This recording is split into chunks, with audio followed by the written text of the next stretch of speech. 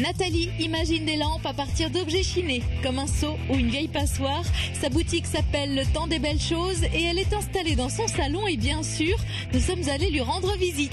Quant à l'intérieur de la semaine, c'est en compagnie de Patricia que nous le découvrons.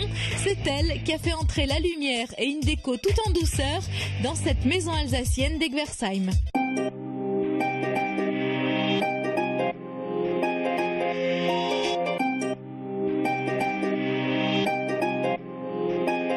Patricia, c'est rare d'avoir une relation aussi particulière avec une maison. Ce n'est pas la tienne et pourtant tu la connais depuis très longtemps.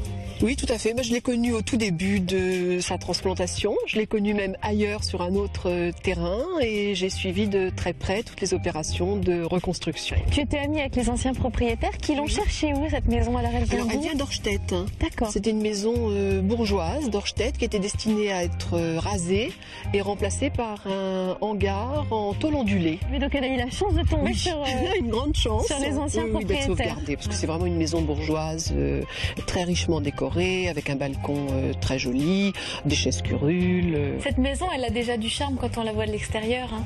Énormément de charme. On est dans un cadre très bucolique, beaucoup de végétation, des vergers autour, et puis la maison en elle-même qui est posée par terre. Elle est de plein pied. De plein pied, et ce qui est un avantage énorme pour profiter de l'extérieur.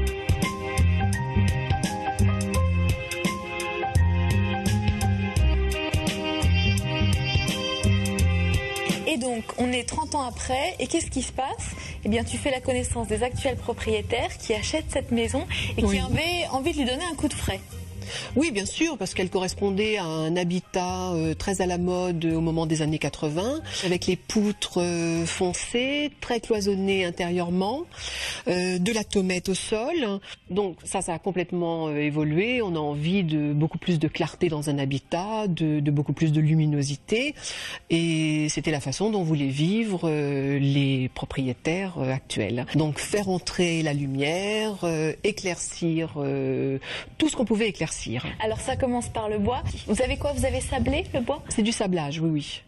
Et on a eu la chance de trouver même beaucoup de poutres en chêne, donc avec une très très belle patine qui avait été conservée entre autres par la lasure.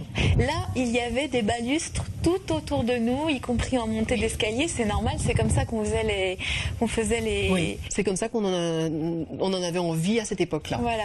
Et donc vous avez enlevé les balustres et mis des vitres, et c'est génial. Oui. Ça a beaucoup participé à l'éclaircissement aussi, puisque là, maintenant, on laisse passer la lumière. On a de la lumière un petit peu traversante dans tous les sens.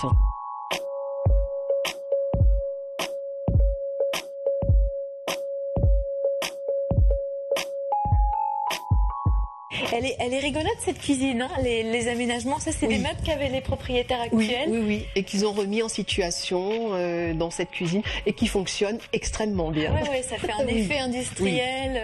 Et ce qui est amusant, c'est que ce sont vraiment des modules indépendants. Oui, complètement. Là, il y a le frigo, là, il y a le four et le lave-vaisselle. Et c'est vraiment indépendant. On a l'habitude de tout. On en fait ce qu'on en veut, en fait.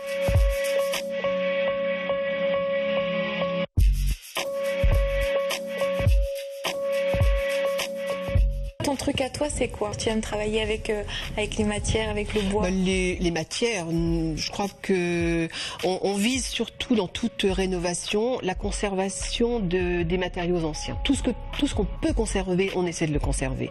Je trouve que c'est tellement important pour l'histoire de la maison et puis la laisser dans son jus en quelque sorte, même si on change tout autour pour moderniser. Ça n'a absolument rien à voir.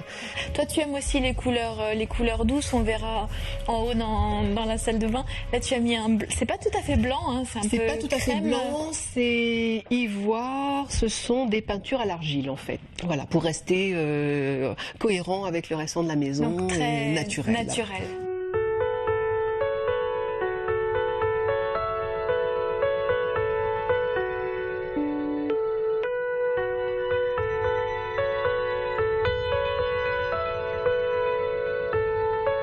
Patricia, tu nous emmènes à l'étage dans quelques instants? Oui, sans problème. Vous savez que nous, on aime vous faire découvrir de bonnes adresses. Et je suis sûre que tu vas apprécier ce que fait Nathalie. Le Temps des Belles Choses. C'est une femme qui, avec un moulin à café, est capable de vous faire une lampe.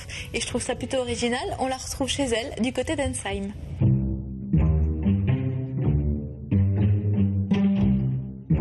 Ce qui me fascine chez ces objets anciens, ce sont leurs passés, auxquels moi je rajoute ma sensibilité. Ils ont déjà toute une vie derrière eux, ils amènent plein d'histoires. Moi je leur rajoute un peu de la mienne. Donc on est là dans ton salon, Nathalie, et il y a des objets extraordinaires qu'on n'aurait jamais pu trouver dans le commerce. Ça par exemple, c'est toi qui l'as fait, un moulin à café sous une cloche et ça en fait une lampe. Cet objet, ça a été un objet pour lequel j'ai vraiment eu un coup de cœur. Quand je l'ai fait, ça a été un objet qui a fait l'unanimité. Et j'ai pris le pari de mettre de la lumière sous cloche, ce qui n'est pas évident. Parce que c'était quand même prendre un risque que le verre explose. Or, avec ce type de bulbe Edison, la lumière, elle est quand même très tamisée et elle ne chauffe pas. Et du coup, ça ne craint rien. Ce sont des rééditions d'ampoules anciennes. Je savais pas que ça existait. Si, on peut les acheter aujourd'hui dans le commerce. Il y a beaucoup de sites internet qui en vendent de plus en plus. Et alors, la petite touche, mais vraiment le détail qui tue, c'est de rappeler le rouge du moulin à café dans le cordon de la lampe. Et même le cordon devient déco. Et même le cordon participe à la déco et à l'objet. Oui, tout à fait. Cordon que tu as repris aussi pour celle qui est juste à côté. Rouge. Et là, c'est un assemblage assez incroyable. Ça, c'est un ancien seau. Un peinture qui était super rouillée, donc j'ai stabilisé la rouille. Le pied, c'est une balustre ancienne que j'ai repeint. Et le socle, il vient certainement d'une lampe que j'ai chinée. Et puis je trouvais que l'assemblage était harmonieux, pareil.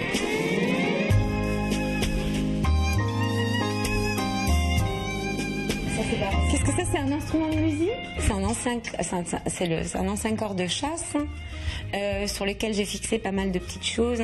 Et ça, c'était une petite burette à huile que j'ai découpée. Et ça, c'est un ancien objet de métier, c'est une chignole dont la patine était assez jolie, donc je n'ai pas touché.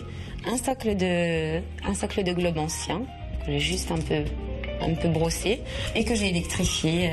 C'est quoi? C'est une baladeuse, une ancienne baladeuse? C'est une ancienne baladeuse, oui. Ouais.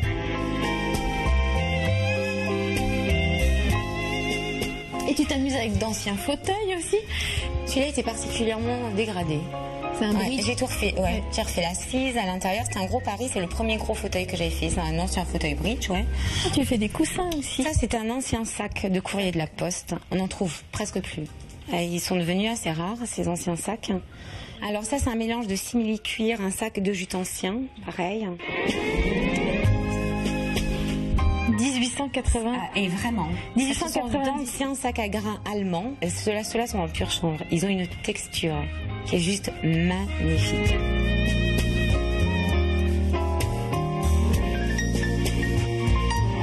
Tu as une relation très particulière avec les objets du coup. Oui. C'est presque des personnes. Ah oui, complètement. Ah oui. Je me les accapare presque comme des personnes. C'est des vrais compagnons.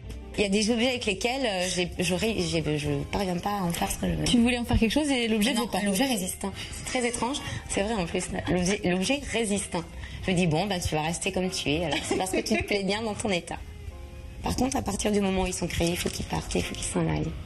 Sinon, on s'y attache. Mais alors, on garderait beaucoup de choses. On garderait tout.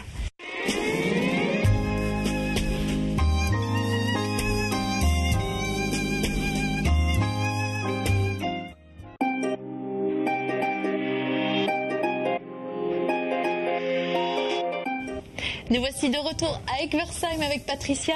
On va monter à l'étage. C'est un escalier de meunier, on dirait? Tout à fait. C'est complètement l'escalier typique des maisons alsaciennes et qui était bien sûr avec des balustres. Et ces balustres, pour éclaircir l'ensemble, ont été remplacés par des plaques de verre. Et c'est hyper contemporain. Ça fait vraiment un effet, ça fonctionne très bien. Et là au mur, on voit les toiles d'Annick, la propriétaire. C'est une famille d'artistes. Tout à fait, complète.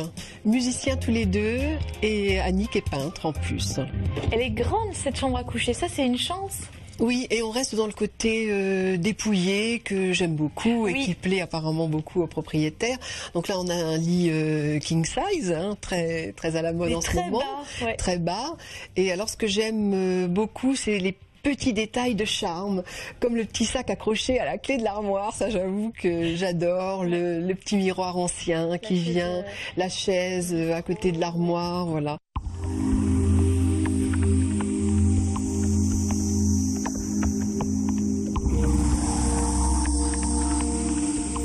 Et la salle de bain donc a été refaite Entièrement, elle, par contre, du sol au plafond. Et ce qui marque justement, c'est ce sol. Patricia, vous avez osé mettre un joint de mer par Oui, terre. on l'a mis à plusieurs reprises et on s'est aperçu que ça fonctionnait très bien. C'est pas difficile d'entretien. Il s'agit craint pas bien l'eau ? Ça craint l'eau si on transforme la salle de bain en piscine, oui, mais autrement, au quotidien, si tu mets un tapis de bain en sortant de ta baignoire, non, ça craint pas plus l'eau qu'autre chose. Ensuite, petite subtilité, ce sont ces plaques. Pourquoi vous avez mis des plaques au plafond? Alors là, en fait, l'astuce a été de retourner les planches qui étaient foncées comme dans tout le reste de la maison. Donc on avait des planches claires de ce côté-ci puisqu'elles n'avaient pas été traitées et malheureusement on avait des trous. D'accord. Donc on a eu l'idée de mettre des petites plaques de zinc, on était dans le gris, on restait dans un côté matière. Voilà l'explication de ces petites plaques de zinc. Et là on retrouve votre touche. Vous avez utilisé une porte. Une porte, ou alors vous avez juste rajouté la serrure. Non, c'était une vraie porte, oui, tout à fait. Oui, c'est une petite passion là en ce moment. J'aime bien les réutiliser un petit peu partout. Ben oui. Et particulièrement en meubles de salle de bain. Et la patine, c'est toi qui l'as faite? Oui. Oui. Ça, c'est très bien réussi.